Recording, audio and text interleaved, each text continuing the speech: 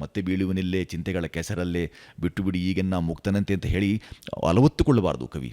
ಆ ಥರದ ಸಂದಿಗ್ಧ ಭಾವ, ಸಂದಿಗ್ಧ ಮನಸ್ಥಿತಿ ಒಬ್ಬ ಕವಿದ ಆಗಿರಬಾರ್ದು. ಅಂದರೆ ಎಷ್ಟು ನೊಂದು ಹೇಳಿರಬೇಕು ಅಂತ.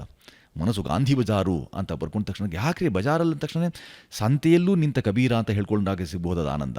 ಅಂದರೆ ನಮ್ಮ ಅದರಲ್ಲಿ ಒಂದು ಉಲ್ಲೇಖ ಹೇಳೋದು, ಈ ಗುಲಾಬಿ ಗಿಡದಲ್ಲಿ ನಿಮಗೆ ಮುಳ್ಳುಗಳಿವೆ, ಹೂವು ಇವೆ, ಹೂವನ್ನು ನೋಡ್ತಿರೋ ಮುಳ್ಳುಗಳನ್ನ ನೋಡ್ತಿರೋ ನಮಗೆ ಬಿಟ್ಟದ್ದು. ಕೈ ಇಟ್ಟು ಮುಳ್ಳು ಯಾವ ಮಗು ಹಿಡಿಯೋಕೆ ಹೋದಾಗ ಮುಳ್ಳು ಮುಳ್ಳು ಅಂತ ಹೇಳ್ಬಿಡಿ, ಹೂವಿದೆ ನೋಡು ಅಂತ ಹೇಳ್ಕೊಟ್ಟಾಗ ಮಗುವಿಗೆ ಹೂವನ್ನು ಮುಟ್ಟಬೇಕು ಅಂತ ಅನ್ಸುತ್ತೆ, ಮುಳ್ಳುನಲ್ಲ ಅಂತ. ಈ ಥರದ್ದೆಲ್ಲ ಅನೇಕ ಕಲಿಕೆಗಳನ್ನು ನಾವು ನಿರಂತರ ನೋಡ್ತಾ ಇರ್ತೇವೆ. ಹಿರಿಯರೆಲ್ಲ ಅವರು ದ್ರಷ್ಟಾರರಾದ್ದರಿಂದ ಅವರ ದೃಷ್ಟಿ ಯಾವ ಕಡೆ ಹೋಗುತ್ತೆ ನೋಡಿ, ಮುಳ್ಳು ಕಡೆ ಹೋಗೋದೇ ಇಲ್ಲ, ಅದು ಬರೀ ಹೂವಿನ ಕಡೆ ಮಾತ್ರ ಹೋಗುತ್ತೆ. ಹಾಗಾಗಿ ಹೇಳ್ಕೊಂಡು ಏಣಿ ಹತ್ತಾ ಇರ್ಬೇಕಾದ್ರೆ ಯಾರು ಅಂತ ಹೇಳಿದ್ರೆ ಬಿದ್ದು ಬಿಡ್ತೀಯಾ ಹತ್ತಬೇಡ ಅಲ್ಲ, ಅದು ಗಟ್ಟಿಯಾಗಿ ಹಿಡಿದು ಹತ್ತು.